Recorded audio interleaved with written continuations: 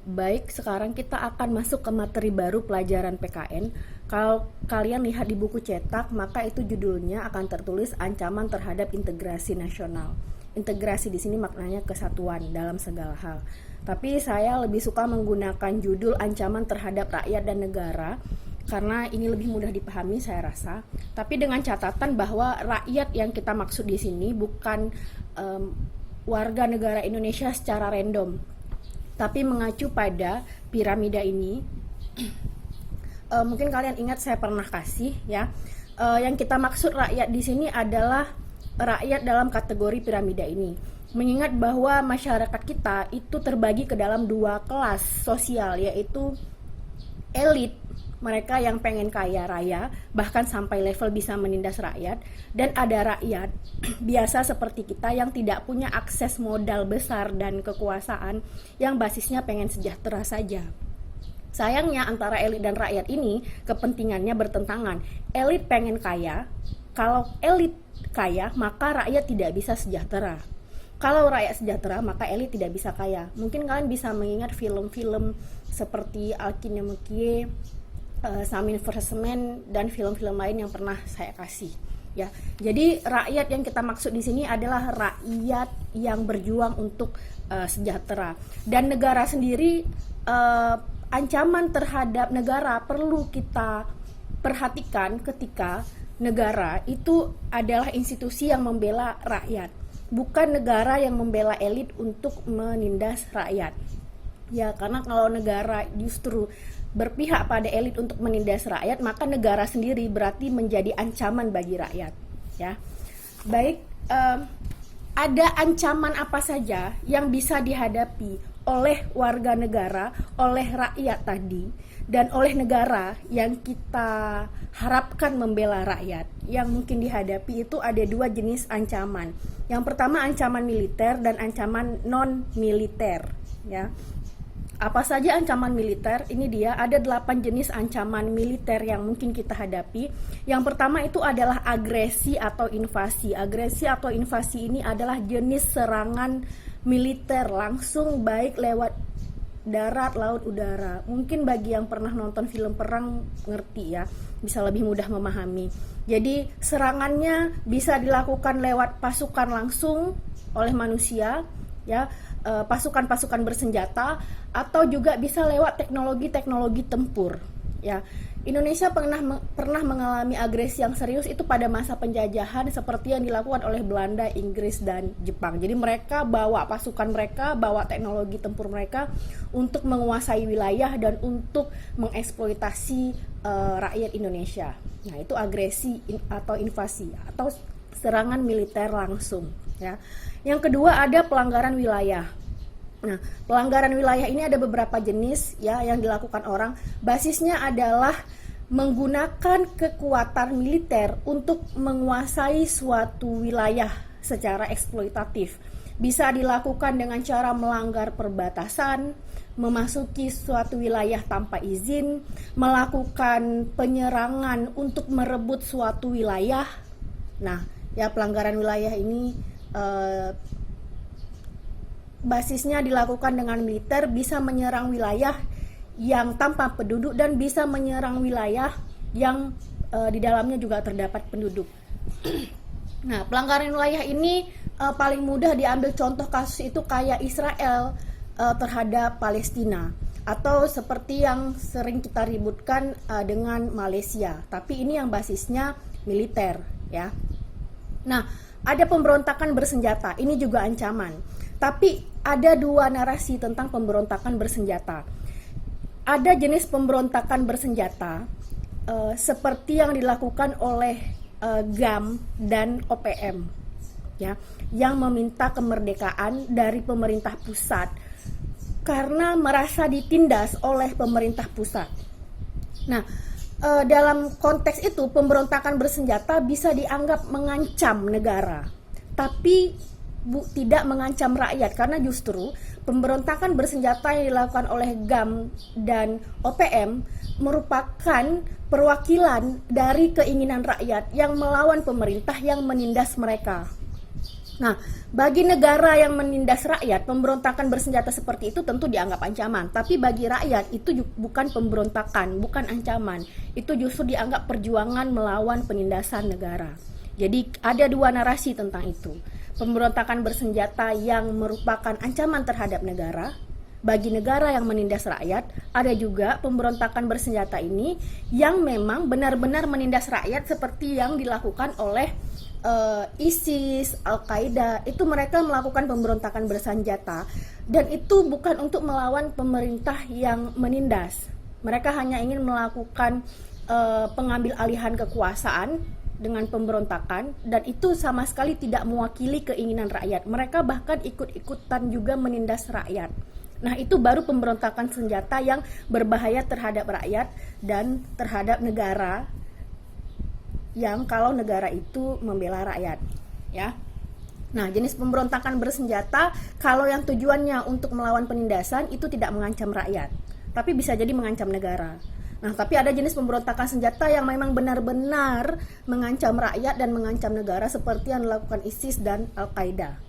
Atau yang seperti dilakukan oleh Amerika untuk menjatuhkan beberapa kekuasaan pemerintahan di Timur Tengah dengan membayar orang-orang dalam yang ingin memberontak untuk menjatuhkan kekuasaan, tapi demi kepentingan Amerika. Itu juga berbahaya. Nah, seperti Amerika membayar dan mengirimkan orang bayaran untuk pura-pura menjadi pemberontak dalam, ya, masyarakat di dalam, untuk menjatuhkan pemerintahan Muammar Gaddafi. Nah, pemberontakan bersenjata seperti itu berbahaya karena Muammar Gaddafi adalah pemerintahan yang sangat pro rakyat. Dia membuat kebijakan-kebijakan yang bagus untuk rakyat. Jelas kalau dia ditumbangkan itu mengancam rakyat. Ya, hanya saja karena dia tidak sepakat dengan Amerika, dia akhirnya ditumbangkan dengan pemberontakan bersenjata yang berasal dari dalam negeri tapi dibiayai oleh Amerika. Ada kasus seperti itu. Nah, itu sangat berbahaya. Nah, ada yang namanya kemudian sabotase. Sabotase ini adalah bentuk aktivitas penyerangan terhadap orang-orang tertentu atau penghancuran fasilitas-fasilitas publik atau penghancuran fasilitas-fasilitas pemerintahan yang dilakukan secara terencana, disengaja dan rahasia, ya, sembunyi-sembunyi. Tapi penghancurannya dilakukan secara terbuka. Nah, itu sabotase. Ya, penghancuran menggunakan tindakan-tindakan vandalisme, nah itu sabotase. Atau penyerangan dan penyekapan terhadap orang-orang tertentu, ya, terutama orang-orang pemerintahan.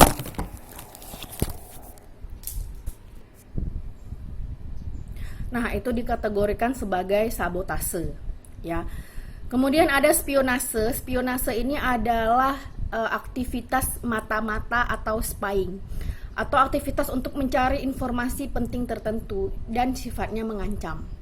Misalnya kalian mungkin pernah melihat operasi-operasi intelijen yang bisa mengancam suatu negara, ya, atau aksi-aksi penyadapan, aksi mata-mata, ya, yang itu tujuannya untuk mencuri informasi, ya, dari suatu negara dan itu bisa dipakai untuk mengancam negara tersebut. Nah, itu bagian dari spionase. Selanjutnya ada aksi teror atau terorisme. Saya rasa ini sudah sering kalian dengar, ya. Aksi-aksi teror yang banyak sekali macamnya, bisa melalui pengeboman, pembunuhan, ya.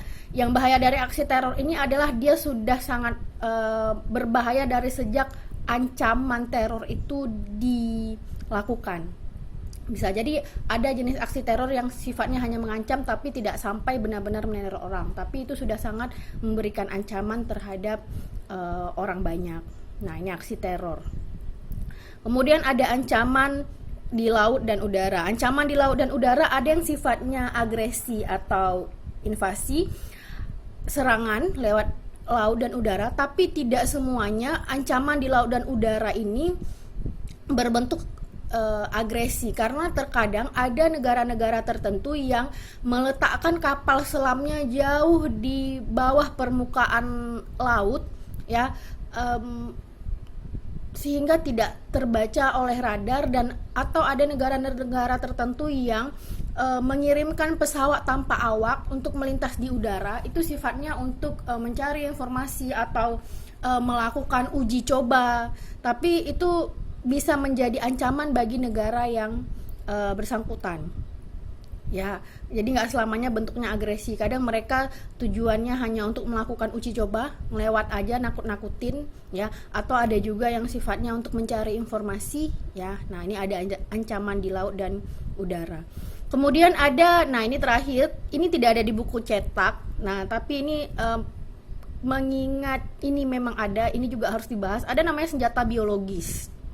Biasanya kita cuma tahu senjata itu senjata api atau senjata tajam ya di militer paling seringnya, atau teknologi-teknologi tempur lainnya yang berbasis teknologi. Tapi ada senjata biologis. Ini lagi populer istilah ini sejak kasus corona itu diperdebatkan, apakah dia senjata biologis atau bukan. Nah, itu masih dalam penelitian. Tapi senjata biologis itu memang ada. Dan ternyata negara-negara besar itu memang memiliki lab untuk menciptakan senjata biologis walaupun ilegal, karena berdasarkan perjanjian internasional tidak boleh ada negara yang mengembangkan senjata biologis. Senjata biologis itu adalah menggunakan makhluk-makhluk patogen, makhluk-makhluk yang bisa membunuh, menyakiti secara massal, dan itu diciptakan khusus di lab-lab, ya. Bisa melalui rekayasa genetik atau membuat virus-virus tertentu atau membuat makhluk-makhluk tertentu yang baik hewannya langsung yang menyakiti, makhluk tersebut langsung yang menyakiti, atau mungkin kandungan-kandungan yang di dalamnya seperti racun atau yang lain-lain, yang itu bisa digunakan sebagai senjata untuk melukai, membunuh, dan memusnahkan orang banyak. Nah, itu senjata biologis. Dalam perang Iran mengakui bahwa mereka menggunakan senjata biologis dalam perang. Jadi memang senjata biologis itu ada. Ya. Nah, ini memang dan ini lebih sulit diantisipasi, senjata biologis, ya. Nah, selanjutnya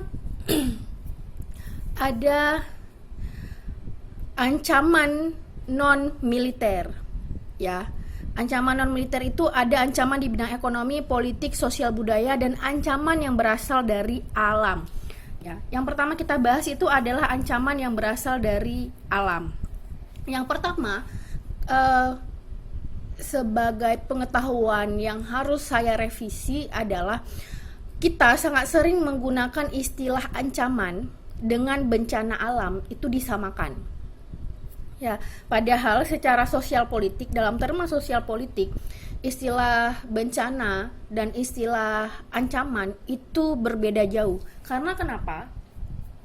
Dalam terma sosial politik, gempa bumi, tsunami, hujan, banjir, longsor, kebakaran hutan, kemarau ekstrim, serangan hewan buas, atau apapun ancaman lainnya yang berasal dari alam, dia sifatnya hanya ancaman. Nah, bukan bencana. Kenapa? Karena gempa bumi, tsunami, hujan, kebakaran hutan, dan semua ini belum tentu menjadi bencana kalau negara memiliki sistem pemerintahan yang baik untuk mengcounter ini. Misalnya contoh, gempa bumi dan tsunami di Jepang, apakah menjadi bencana bagi warga negaranya? Enggak. Ketika tsunami di Jepang itu yang besarnya beberapa kali lipat dari Aceh, yang meninggal itu cuma beberapa saja. Ya, rumahnya juga tidak banyak yang hancur, kehidupan ekonomi juga akhirnya terselamatkan. Kenapa? Mereka punya sistem mitigasi bencana yang sangat baik, mereka punya sistem pemerintahan yang sangat baik. Mereka mengatur agar gedung-gedung itu di set tidak mudah hancur oleh gempa. Negara mempunyai sistem pangan dan sistem ekonomi yang sangat baik, sehingga tsunami di Jepang itu nggak jadi bencana. Dia hanya menjadi ancaman yang di-counter dengan sangat baik oleh negara. Di negara lain juga ada hujan, tapi karena di sana kebijakan terhadap lingkungan hidupnya bagus, nggak sampai jadi banjir dan longsor. Kalaulah jadi banjir dan longsor, itu nggak akan menghancurkan seperti di negara kita, karena di sana sistem mitigasi bencana dan sistem pemerintahannya baik. Jadi Ketika semua ancaman dari alam ini tidak diantisipasi dengan baik oleh pemerintah dan oleh masyarakat kamu, baru di situ dia jadi bencana. Jadi gempa bumi, tsunami, dan hujan ini nggak otomatis jadi bencana kayak anggapan awam bahwa oh ini bencana dari Tuhan dan ini tidak bisa diantisipasi. Kalau udah kena ini manusia pasti mati. Enggak, itu di negara kita aja, di masyarakat kita aja.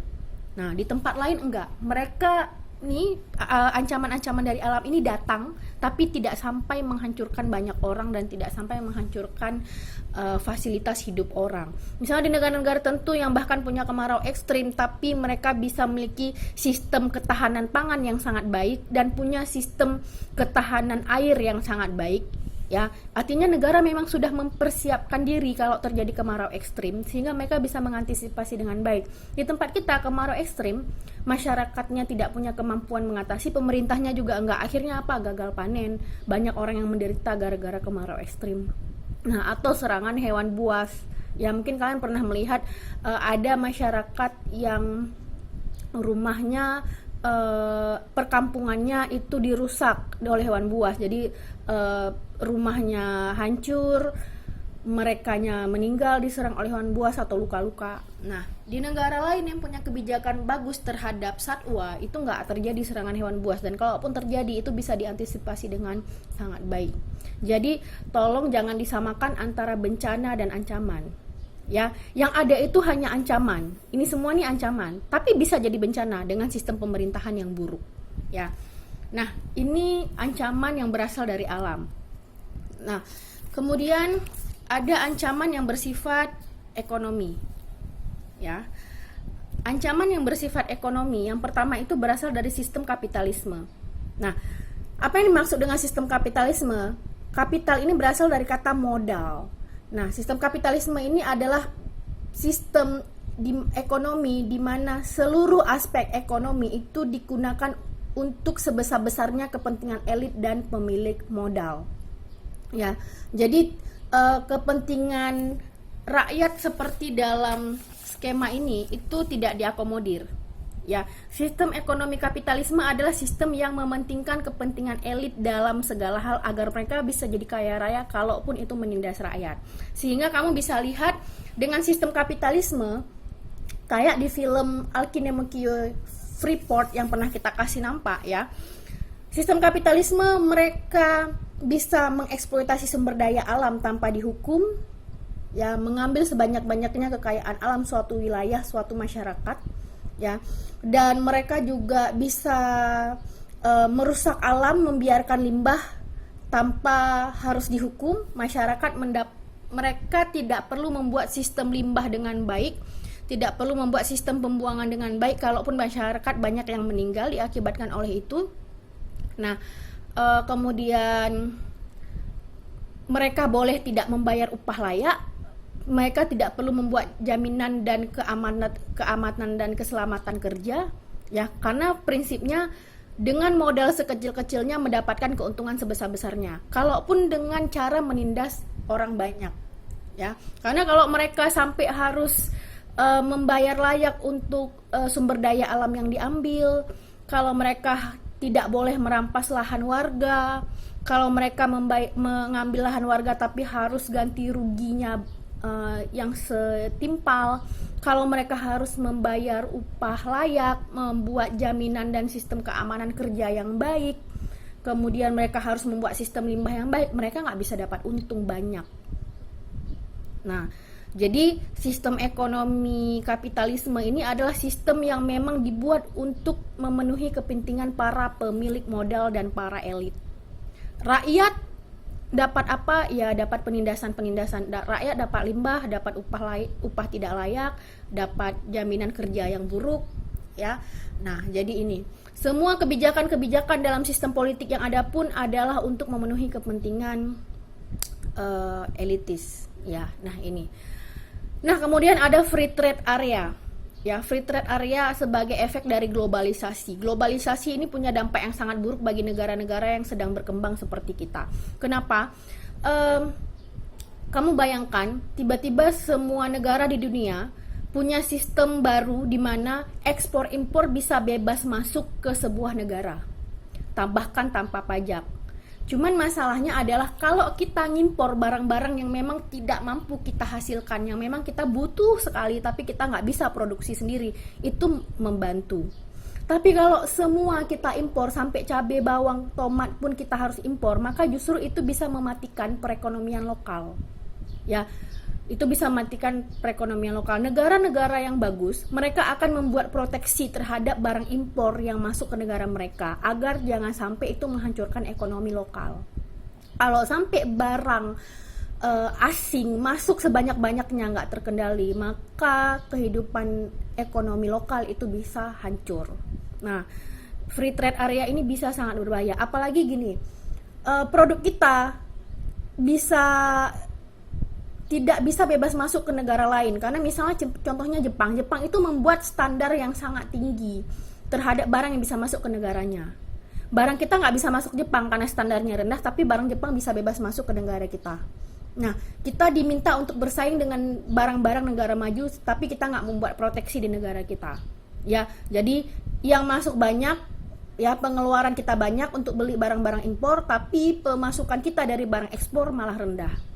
Ya, jadi ini free trade area ini harusnya negara punya proteksi dan punya saring apa yang boleh masuk dan apa yang tidak boleh masuk. Apa yang bisa diproduksi sendiri harusnya tidak perlu diimpor.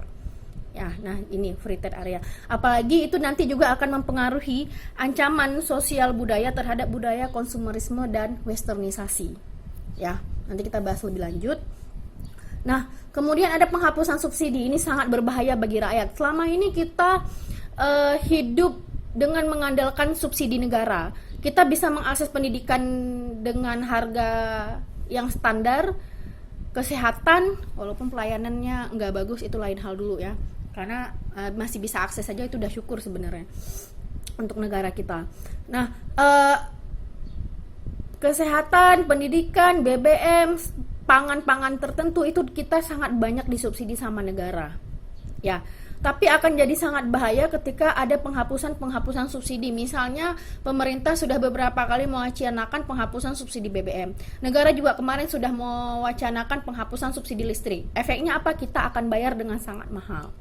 Nah, kalau negara punya concern agar masyarakat bayar sendiri deh semua kebutuhannya, nggak perlu disubsidi negara, tentu ini sangat berbahaya. Cuman kadang-kadang yang bahaya negara mencabut subsidi itu nggak bilang-bilang ke kita.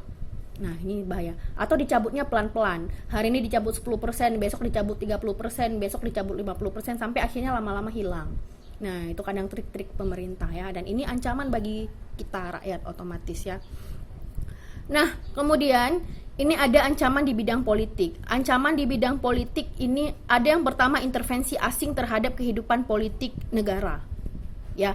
Jadi misalnya contoh, kalian boleh cek di internet, ada beberapa kebijakan kita yang dibuat sama anggota DPR kalian itu, ya, anggota DPR kita, itu undang-undang dibuat itu adalah pesanan asing. Nah, contoh ketika Freeport ingin mengeksploitasi sumber daya alam kita yang sangat banyak, dia harus meminta dulu kepada Soeharto untuk membuat undang-undang pemodalan asing agar eksploitasi mereka, perampokan mereka terhadap sumber daya alam kita menjadi legal. Akhirnya apa? Pemerintah itu justru membuat kebijakan dan melaksanakan kebijakan sesuai dengan keinginan asing, bukan sesuai dengan keinginan rakyat. Itu sangat berbahaya. Nah, kemudian intervensi asing ini bisa sangat luas. Dalam banyak kasus, intervensi asing itu bahkan bisa sampai ke tahap dia menentukan siapa yang menang pemilu. Ya. Kemudian yang bahaya juga itu penumbangan kekuasaan pemerintahan. Penumbangan kekuasaan pemerintah bahaya kalau pemerintah bela rakyat. Tapi kalau pemerintahnya nggak bela rakyat, nggak apa-apa deh ditumbangin. Ya. Tapi kalau pemerintahnya bela rakyat, kayak contoh misalnya di Libya yang saya sebutkan tadi, seperti Presiden Muammar Gaddafi itu buat kebijakan yang sangat bagus untuk rakyat, tapi karena Amerika tidak senang sama dia, akhirnya dia ditumbangkan. Dan itu efeknya apa? Kehidupan rakyat Libya sekarang jauh lebih buruk. Bahaya kan? Nah, atau yang kayak terjadi di Venezuela. Venezuela itu Presiden Maduro itu mau ditumbangkan sama Amerika. Nah, tapi kerennya karena Venezuela itu masyarakatnya semua kesadaran politiknya sudah bagus. Ya, rakyatnya itu membela presidennya sehingga presidennya nggak bisa tumbang. Dan yang kerennya Venezuela juga punya hubungan baik dengan Rusia sehingga Rusia bisa ngancam balik Amerika untuk tidak mencampuri, untuk tidak melakukan penumbangan kekuasaan terhadap Maduro. Nah, ini bahaya sekali. Ya, penumbangan kekuasaan pemerintahan. Kemudian ada sistem politik elitis. Sistem politik elitis adalah sistem politik yang mengacu kepada kepentingan elit di sini. Nah, ya, sistem politik elitis ini membayangkan eksekutif, legislatif, yudikatif bukan bekerja untuk rakyat tapi bekerja untuk kepentingan elit. Ya, legislatif buat kebijakan untuk melindungi kepentingan elit, eksekutif buat kebijakan dan menjalankan kebijakan untuk memenuhi kepentingan elit. Ya, kemudian yudikatif itu hanya menghukum rakyat, tapi kalau elit korup dan melakukan kejahatan tidak dihukum. Nah, jadi itu undang-undang dan sistem hukum yang ada sangat memihak pada elit. Nah, itu sistem politik elitis. Jadi seluruh mekanisme politik yang ada negara, bahkan dari sejak pemilu pun, kalian harus bertanya, sistem pemilu yang ada selama ini didesain untuk kepentingan rakyat atau untuk kepentingan elit? Gitu. Karena apa? Selama ini yang bisa jadi anggota dewan, yang bisa jadi presiden itu cenderungnya cuman bisa elit kan? Karena sistem pemilu yang dirancang pun, kalau boleh jujur, itu memang diskemakan agar elit yang nanti memimpin. Lain dengan mekanisme kayak misalnya sistem pemerintahan dan pemilu yang ada di Cina atau di negara-negara sosialis. Di negara-negara itu sistem politiknya didesain agar rakyat bisa juga ikut pemilu dan juga bisa duduk di anggota dewan, ya, di kementerian. Itu memang didesain sama pemerintahnya agar rakyat bisa masuk ke situ. Sehingga nggak heran kalau misalnya di DPR-nya Cina, itu DPR-nya Cina ada buruh, ada tani, ada pemuda, ada perempuan, ada orang biasa yang masuk ke situ. Tapi memang orang biasa yang sudah ditempa oleh organisasi politik dalam jangka waktu lama. Jadi walaupun buruh tapi dia punya kecakapan politik yang sangat bagus dan mereka dididik di organisasi rakyat. Nah, itu. Nah, yang bahaya itu sistem politik yang kalian ingat bagan input proses output. Itu bagan sistem politik. Nah, pertanyaannya, input proses output yang ada itu mengacunya ke elit atau ke rakyat? Kalau ke elit itu sangat bahaya. Artinya input proses outputnya itu kalau kita buat ya, nah, inputnya ini bagian rakyat kan, ini politik rakyat kan. Nah, prosesnya ini politik pemerintah kan. Nah, lalu keluarlah kebijakan. Ini output kebijakan. Nah, pertanyaannya selama ini ya, sistem politik kamu ada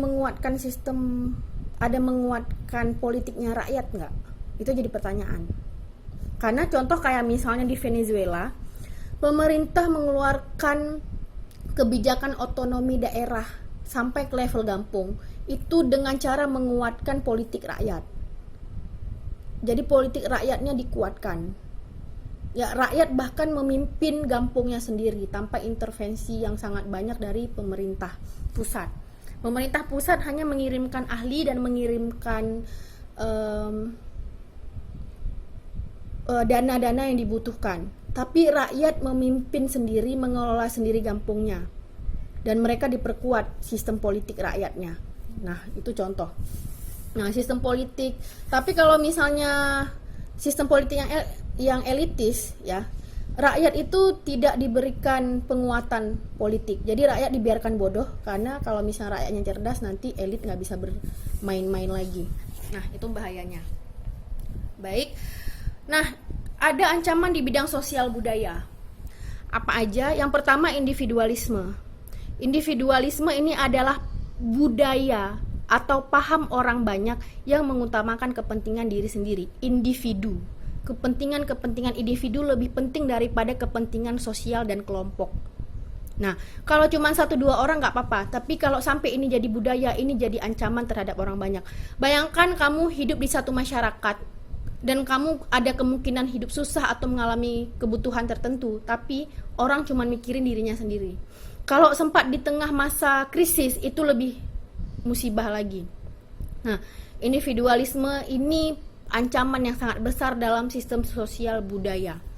Nah, ya, kamu bisa mati cuman karena orang nggak open kamu. Kamu ketabrak di jalan, orang nggak mikirin kamu, orang nggak pedulin kamu. Kamu sakit, orang nggak pedulin kamu. Jadi kamu bisa mati, bisa terancam hanya karena sistem sosial budaya yang sudah individu. Ini sudah jadi budaya di masyarakat, sudah jadi sistem sosial, dan ini sangat berbahaya. Nah, lawan dari individualisme itu adalah solidaritas sosial. Ya. Nah, yang kedua yang sangat bahaya itu adalah budaya konsumerisme. Ya. Konsumerisme ini jadi bahaya karena orang menjadi adiktif untuk terus-terusan memenuhi konsumsi yang tidak perlu, bahkan hanya untuk kepentingan gengsi. Nah, jadi dia tidak bisa lagi mengontrol dirinya sendiri untuk bilang ke dirinya sendiri, ini memang kebutuhan dan ini bukan. Dia bisa jadi sangat adiktif, tidak terkontrol untuk bisa mengikuti gengsi-gengsi sosial, mengkonsumsi apa saja, membeli produk-produk yang bahkan tidak perlu sama sekali. Dan itu sudah jadi sakit mental. Ya, kenapa? Itu padahal nggak perlu. Dan lebih bahayanya lagi ketika konsumerisme ini juga dihinggapi oleh masyarakat kelas menengah ke bawah yang mereka nggak punya uang tapi harus sampai ngutang-ngutang, harus mencuri untuk memenuhi kebutuhan-kebutuhan yang nggak penting, ya, untuk memenuhi gengsi-gengsi, pemenuhan terhadap teknologi tertentu, fashion tertentu yang sama sekali nggak perlu. Ya, pengen berkehidupan mewah padahal nggak penting. Nah, konsumerisme ini adalah orang yang tidak bisa bilang lagi ke diri sendiri bahwa ini cukup, ini sudah cukup, ini yang penting, ini saja yang dibeli, dan bisa menahan diri untuk membeli sesuatu yang tidak penting. Orang yang tidak membeli sesuatu karena basis gengsi. Nah, ini masalahnya kalau sampai ini jadi penyakit orang banyak, ya, ini tentu jadi ancaman. Nah, kadang-kadang konsumerisme ini bekerja sama dengan sistem ekonomi kapitalis. Karena apa? Perusahaan butuh mengejar keuntungan sebesar-besarnya dengan terus-terusan memproduksi barang. Nah, cuman kalau misalnya sistem kapitalisme tidak menanamkan budaya konsumerisme atau konsumtif di masyarakat, siapa yang mau beli produk mereka? Salah-salah perusahaan bisa tutup. Ya, nah itu. Jadi kalian harus tahu konsumerisme ini adalah kebutuhannya sistem kapitalisme agar semua produk yang mereka hasilkan itu kalian beli, bahkan sekalipun produk itu nggak penting. Nah, jadi itu. Jadi please jangan jadi korban sistem kapitalisme dengan menjadi konsumtif, ya. Kemudian bahaya yang selanjutnya itu adalah westernisasi. Western ini berasal dari kata di masa penjajahan, di mana orang percaya bahwa segala hal yang berasal dari barat itu derajatnya selalu lebih tinggi. Dia percaya bahwa masyarakat barat lebih baik, dia percaya produk-produk barat lebih baik, dia percaya kebudayaan barat lebih baik, bahkan jikapun produk masyarakat dan kebudayaannya jauh lebih baik daripada barat. Nah, orang-orang yang sehat mentalnya dan belum terkena efek mental jajahan, dia akan percaya bahwa seperti orang yang percaya diri. Pernah lihat manusia yang percaya dengan dirinya sendiri? Kalaupun dia nggak bagus, kalaupun dia jelek, kalaupun dia punya kelemahan, dia tetap anggap dirinya bagus. Dia nggak akan selalu merasa dirinya rendah dan orang lain bagus. Itu sakit mental. Nah, masyarakat kita udah kena pula westernisasi ini. Ya, nah, individualisme ini sendiri juga bagian dari westernisasi karena masyarakat timur itu aslinya itu sangat solider. Tapi masyarakat kita itu sangat percaya bahwa kebudayaan barat selalu lebih bagus. Sistem pemerintahan barat selalu lebih bagus. Budaya di barat lebih bagus. Cara bersikap barat lebih bagus. Nah, itu orang-orang yang kena mental jajahan. Mereka bahkan sangat adiktif dengan kebudayaan dan produk-produk barat yang padahal kadang-kadang nggak sesuai dengan kebudayaan kita. Nah, efek westernisasi ini adalah hancurnya budaya lokal. Nah, hancurnya budaya lokal itu ancaman bagi sosial budaya. Tiba-tiba masyarakat kita menganggap rendah masyarakatnya sendiri, menganggap rendah kebudayaannya sendiri yang lebih keren daripada masyarakat barat. Nah, itu masalahnya. Efek westernisasi ini adalah hancurnya kebudayaan lokal, hancurnya sikap-sikap lokal, hancurnya hal-hal yang sangat penting bagi lokal, hancurnya adat-adat lokal yang bahkan adat itu membantu kehidupan masyarakat. Jadi orang menganggap masyarakatnya sendiri rendah, menganggap kebudayaannya rendah, menganggap adatnya rendah, menganggap masyarakatnya sendiri primitif. Nah, itu westernisasi.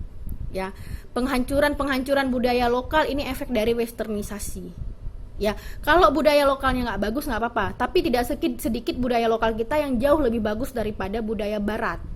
Nah, tapi orang merasa budaya barat selalu lebih bagus. Nah, ini efek mental jajahan. Itu kayak orang yang nggak percaya sama diri sendiri. Nah, yang keempat ada ancaman sosial budaya dalam basis kriminalitas. Ya, misalnya ada banyak kasus pemerkosaan, ada banyak kasus pencurian, ada banyak kasus masalah-masalah sosial. Ya, ini kriminalitas. Ya. Ini bisa menjadi ancaman keamanan, tapi basisnya adalah masalah sosial. Nah, pertanyaan selanjutnya adalah bagaimana cara mengantisipasi semua ancaman-ancaman tersebut. Ini saya singkat aja penulisannya. Ya, bagaimana strategi mengatasi ancaman-ancaman yang militer baik non militer? Yang pertama ancaman yang militer. Ancaman militer, ya, hanya bisa dilakukan dengan satu, memperkuat sistem pertahanan dan keamanan negara. Nggak ada cara lain. Yaitu dengan memperkuat bagian personil dan pasukan dan memperkuat basis teknologi dan persenjataan. Nggak ada negara yang akan berani sembarangan membuat ancaman militer terhadap negara yang sistem pertahanannya kuat. Contoh misalnya, siapa yang berani main-main sama Rusia? Karena dia punya sistem pertahanan dan militer yang sangat kuat. Tingkat Amerika aja itu takut. Putin kalau udah ngomong, itu Trump harus geser. Karena apa? Gak ada yang mau ribut dengan negara yang sistem pertahanan dan keamanannya bagus. Nah, tapi kalau sistem pertahanan dan keamanan buruk, orang bisa leceh. Dan orang bisa sembarangan aja kasih ancaman militer. Karena tahu, ini negara lemah. Mau kita sepak-sepak pun dia gak akan mampu melawan. Nah, itu bahaya. Satu-satunya cara untuk mengatasi strategi ancaman di bidang militer memang ini, memperkuat pasukan, memperkuat personil, dan memperkuat persenjataan. Jangan lagi beli senjata-senjata bekas pakai orang, ya, ini penting. Nah, bagaimana cara mengatasi ancaman di bidang ekonomi? Itu nggak ada cara selain memperkuat sistem ekonomi kerakyatan. Sistem ekonomi kerakyatan adalah sistem ekonomi yang mengakomodir sebesar-besarnya kepentingan rakyat untuk menjadi sejahtera. Bisa nggak negara melakukan itu? Jelas bisa. Gimana caranya agar APBN yang 2.000 triliun itu setiap tahun itu digunakan untuk memperkuat ekonomi kerakyatan? Bagaimana negara melakukan subsidi, memberikan subsidi-subsidi tetap terhadap air, listrik, pendidikan, kesehatan, meningkatkan, membuat pelayanan dan fasilitas publik itu menjadi lebih bagus, tapi terjangkau dan murah. Kalau perlu gratis kayak negara lain, ya, tapi minimal punya sistem pendidikan, kesehatan yang layak, yang bisa dijangkau publik aja udah bagus sekali. Nah, kemudian apalagi bentuk sistem ekonomi kerakyatan lainnya, itu adalah contohnya seperti yang dilakukan oleh negara Denmark. Dia membuat sistem koperasi yang sangat bagus terhadap nelayan dan petani. Ya, sistem koperasinya bukan kayak sistem koperasi kita yang simpan pinjam, tapi negara memberikan subsidi yang sangat besar, membangun sistem market yang sangat bagus agar perusahaan tidak masuk ke dalam produksi petani dan nelayan. Negara membuat supermarket yang kalau kita mau beli supermarketnya itu langsung milik petani dan nelayan. Kalau kita mau beli barang-barang itu kita nggak beli melalui perusahaan. Kalau selama ini kan petani dan nelayan itu jual hasil yang mereka produksi ke tengkulak dengan harga murah, Tengkulak jual ke perusahaan, perusahaan jual mahal ke kita kasih untungnya ke perusahaan, tapi petani dan nelayan tetap miskin. Nah, di Denmark itu negara menghapus akses perusahaan terhadap produksi petani dan nelayan. Jadi kita kalau mau beli hasil petani dan nelayan itu ke supermarket langsung petani dan nelayan. Nah, supermarketnya itu disupport sama negara. Nah, jadi ekonominya petani dan nelayan di situ sangat sejahtera dan makmur. Nah, kemudian terhadap masyarakat pedagang, negara menjamin sistem perdagangan untuk para orang-orang yang mau buka usaha. Tapi bukan hanya elit. Ingat, pengusaha itu ada dua, ada pengusaha kecil dan menengah, ada pengusaha menengah ke atas. Selama ini mungkin yang dibela sama negara, yang disupport sama negara mungkin yang elitnya. Tapi pernah nggak negara mensupport usaha kecil dan menengah dengan baik, dengan serius, ya, seperti yang dilakukan negara lain? Misalnya contoh, kayak di Cina itu yang paling keren. Di Cina semua orang bisa melakukan basis produksi, ya, nggak ada negara yang punya kelas produksi kayak di Cina. Di Cina itu rakyat kecil pun itu disupport sama negara. Kalian perlu duit, kami kasih. Nah, tapi apa yang lebih keren yang dibuat oleh Cina adalah negara membeli semua produk rakyat, lalu negara lah yang menjualnya ke negara lain. Kok kita kan enggak? Kita kalau mau buat basis produksi, kita modalnya dan fasilitasnya nggak disupport sama negara. Kalaupun kita udah produksi, kita jual sendiri. Kalau laku, kalau enggak ya udah, negara nggak ada urus. Ya kamu bersainglah dengan pemodal-pemodal besar. Nah, tapi kalau di Cina enggak. Negara membuat basis produksi yang sangat bagus dalam hal setiap orang silahkan melakukan produksi sebanyak-banyaknya, negara akan support. Nah, nanti negara yang akan beli produk, negara juga yang akan menjual produknya ke negara lain. Makanya Cina itu sangat rajin melakukan kerjasama dengan negara-negara lain, karena negara lah langsung yang menjual produk-produk yang udah dibeli sama negara. Jadi para pedagang dan para orang yang melakukan aktivitas produksi di Cina itu nggak perlu takut barangnya nggak akan laku karena negara yang beli. Nah, makanya di Cina itu mereka bisa semua apa yang Cina nggak produksi. Nah, apa yang Cina nggak produksi sampai pentol-pentol hal yang kecil-kecil pun itu diproduksi sama Cina. Ya, mereka. Nah, itu semua disupport sama negara. Nah, nggak kayak kita pedagang kecil itu dibiarin aja gitu. Mau ada modal ada nggak ada ya udah, fasilitasnya terserah. Kemudian bersaing dengan pengusaha besar, dia kalah lalu nggak dapat apa-apa, ya sudahlah. Nah, enggak. Negara yang serius itu akan memperkuat sistem ekonomi kerakyatan dengan sangat baik. Nah, kalau kamu jadi pengusaha, kalau kamu jadi pekerja di sebuah perusahaan, kayak misalnya di negara-negara Nordik, Eropa Utara, itu negara menjamin dengan membuat kebijakan agar perusahaan mau memberikan upah layak, memberikan jaminan kerja yang baik bagi rakyat. Kalau enggak, maka perusahaannya akan ditutup. Nah, jadi kamu enggak akan takut jadi rakyat biasa. Karena apa? Di negara yang baik, ya. Kalau negara memberikan lapangan pekerjaan, ya, negara menjamin lapangan pekerjaan. Bahkan kalaupun kamu nggak kerja di negara tertentu, kamu jadi pengangguran, kamu tetap akan disubsidi sama negara. Kamu akan dibayar oleh negara. Dan kalaupun kamu kerja di perusahaan, kamu akan dijamin upahnya. Kalau kamu perlu modal untuk usaha, negara kasih modal, negara akan siapkan sistem. Kalaupun kamu mau jadi petani dan nelayan, negara akan siapkan support system biar kamu nggak sampai miskin dan tidak sejahtera. Nah, kalau kamu jadi pekerja kantoran atau pekerja institusi, itu udah pasti ya gaji cukup dan jaminan kerja itu baik. Tapi lebih dari itu, selain kamu kerja dan jaminan kerja kamu difasilitasi dengan baik dengan negara, akses lain yang menyangkut hajat hidup orang banyak seperti pendidikan, kesehatan, komunikasi, transportasi, ya, air, listrik itu juga dijamin dengan sangat baik dengan negara. Kayak misalnya Venezuela yang membuat 40% dari anggaran pembelanjaan negaranya untuk mensubsidi rakyat. Sangat besar.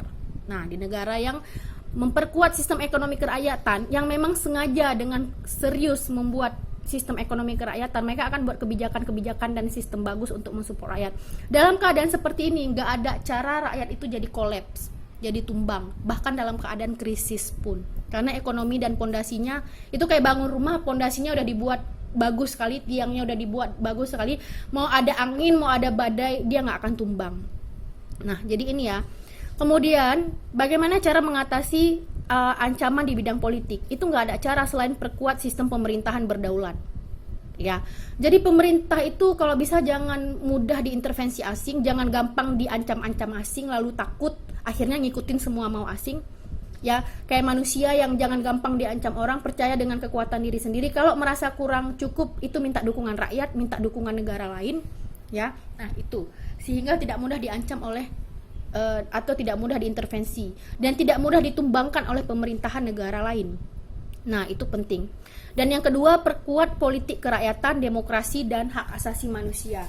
Nah, seperti yang Bagan saya sebutkan tadi, di negara-negara yang menganut sistem politik kerakyatan, mereka akan membuat berbagai cara agar kesadaran rakyat tinggi, partisipasi politik rakyat tinggi, budaya politik rakyat bagus, ya. Jadi dan itu bukan dari rakyatnya saja, tapi pemerintah yang sengaja mensupport rakyatnya untuk bisa cerdas.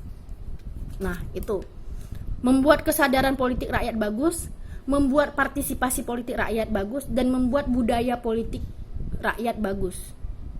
Nah, kadang ada pemerintah yang memang sengaja membuat rakyat bodoh kayak yang saya bilang tadi. Kalau nggak, mereka nggak bisa korup lagi. Nah, ini bahayanya. Nah, ini contoh yang paling bagus seperti yang saya sebutkan, itu dibuat di negara-negara seperti Venezuela, ya, yang dia sengaja memang memastikan rakyatnya cerdas dan punya partisipasi yang bagus sehingga rakyat bisa minimal mengurus kampungnya sendiri. Kalau butuh dana minta sama pemerintah, kalau ada yang nggak ngerti minta ahli sama pemerintah. Nah, itu mereka memperkuat politik rakyat. Negara mensupport organisasi-organisasi politik rakyat, bukan malah ditindas, ya. Memperkuat demokrasi. Kalau ada pemilu, kalau ada partisipasi politik, itu memang benar-benar dengan mencerdaskan rakyat, bukan dengan memanipulasi rakyat, ya.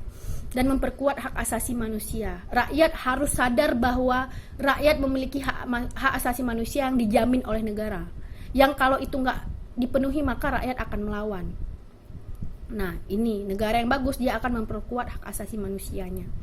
Nah, kemudian gimana cara memperkuat mengatasi ancaman di bidang sosial budaya? Itu nggak ada cara selain memperkuat kesadaran sosial dan membangun lagi sistem sosial yang berbasis sosial, solidaritas sosial, ekonomi cukup, dan adat berdaulat. Rakyat harus punya kesadaran sosial yang sangat bagus. Jangan sampai kayak masyarakat kita itu mungkin paham teknologi tapi punya kebodohan sosial secara massal. Mereka nggak ngerasa penting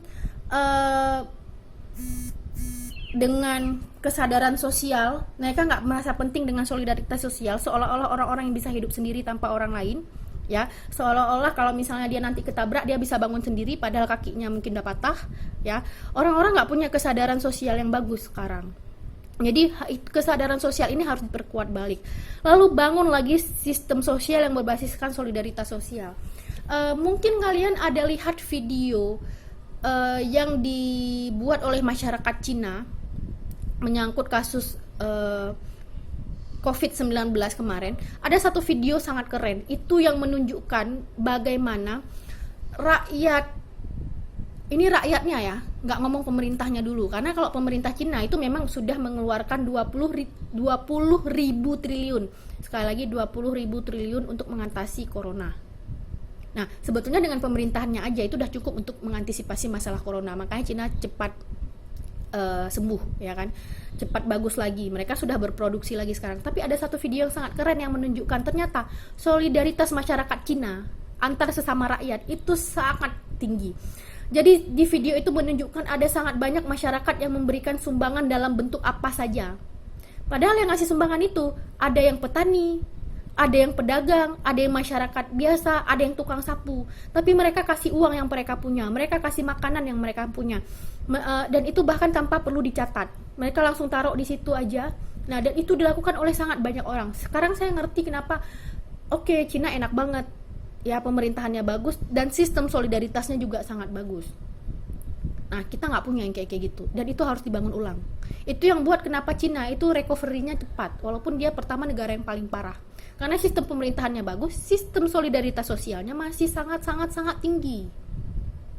Nah, itu. Di kita sesama orang miskin aja itu udah nggak mau saling bantu, sombong. Ya, itu masalah kita. Nah, apalagi ngarepin bantuan orang kaya. Itu lebih lebih mustahil lagi ya. Nah, kemudian cara mengantisipasi budaya konsumerisme itu adalah dengan paham ekonomi cukup. Ekonomi cukup ini maksudnya mental masyarakat itu di-setel ulang untuk bisa memahami apa yang menjadi kebutuhan dasar, mana yang enggak. Mana yang orang perlu beli bukan karena basis gengsi. Ya, mungkin di antara kita kalian pernah lihat ada orang yang kok hidupnya pas-pasan, tapi hidupnya bahagia aja. Tapi ada orang yang terus-terusan beli teknologi baru, beli fashion baru, ya, pamer sana sini tapi nggak bahagia juga. Besok harus beli lagi. Nah, kita bagaimana caranya belajar mengeset pikiran dan mental masyarakat untuk kembali kepada ekonomi cukup. Ini penting. Jangan jadi korban kapitalis. Ya, karena bahaya sekali kadang-kadang basis konsumerisme itu bisa memicu kriminalitas. Itu juga bisa bahaya dan itu merusak sistem sosial. Saya pernah melihat ada video seorang anak, mereka dari keluarga miskin, seorang anak itu meminta kepada orang tuanya untuk dibeliin iPhone baru. Sampai-sampai orang tuanya itu harus hutang dan mencuri demi anaknya, kayak gitu. Kalau enggak anaknya bakal melakukan hal-hal yang enggak diinginkan. Kan bahaya sekali. Itu efek-efek konsumerisme itu bisa seperti itu.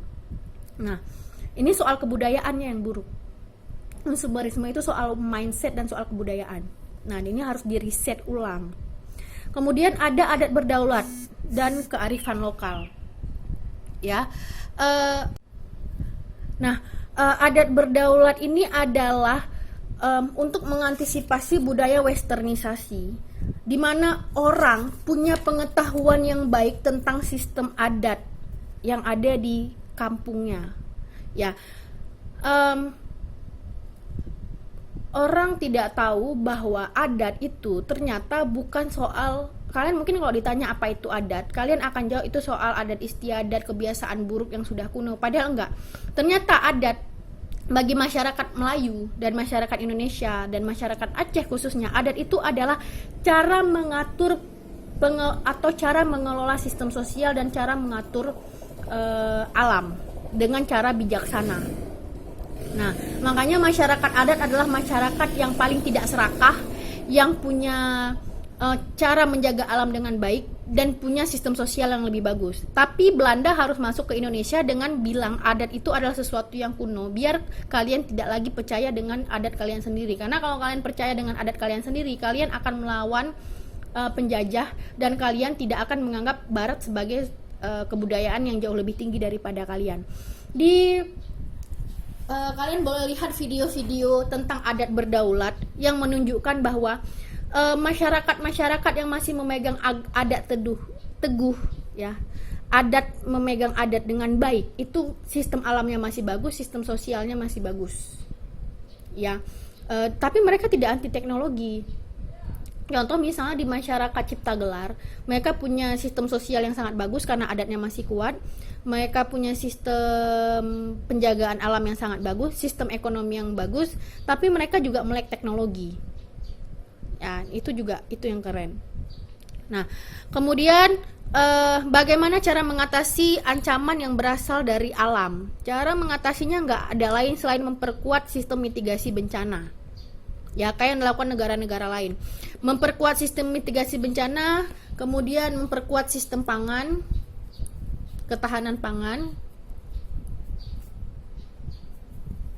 Ya. Negara-negara yang sudah bagus, masyarakat yang sudah sangat bagus, mereka punya sistem ketahanan pangan yang sangat baik, sehingga dalam situasi yang paling krisis pun mereka nggak akan kesulitan. Ya, diakibatkan oleh ini semua. Nah, makanya negara-negara yang bagus sistem mitigasi bencananya dan bagus sistem ketahanan pangannya, bahkan ketika mereka mendapat ancaman dari alam atau mereka mengalami situasi yang sangat kritis, mereka nggak sampai kolaps, nggak sampai panik, nggak sampai hancur, nggak sampai kacau, karena mereka punya sistem yang sangat bagus. Nah, jadi ini dia, saya sudah memaparkan semua jenis ancaman yang kalian mungkin dapati sebagai warga negara dan sebagai rakyat. Ya, ada ancaman militer dan ada ancaman non militer, dan ada ancaman ini, ada nggak cara mengantisipasinya? Ada, seperti yang saya sebutkan di strategi-strategi ini. Masalahnya cuma satu, masyarakat kamu dan pemerintahan kamu mau nggak bangun sistem dengan baik sehingga ancaman ini bisa diatasi. Ingat, ancaman itu dia menjadi ancaman, bisa diantisipasi dan bisa juga tidak diantisipasi. Dia akan jadi bencana, jadi masalah kalau kamu tidak mengantisipasi ancaman ini dengan baik. Tapi kamu harus buat sistem yang baik untuk mengantisipasi ini. Nah, nanti akan ada tugas ya, menganalisis ancaman terhadap rakyat dan negara dengan kasus-kasus yang lagi on sekarang ya. Kalau kalian butuh materi lanjut, kalian bisa baca buku cetak, kalian bisa baca bahan-bahan di Google ya. Tapi dari saya segini aja. Makasih untuk perhatiannya.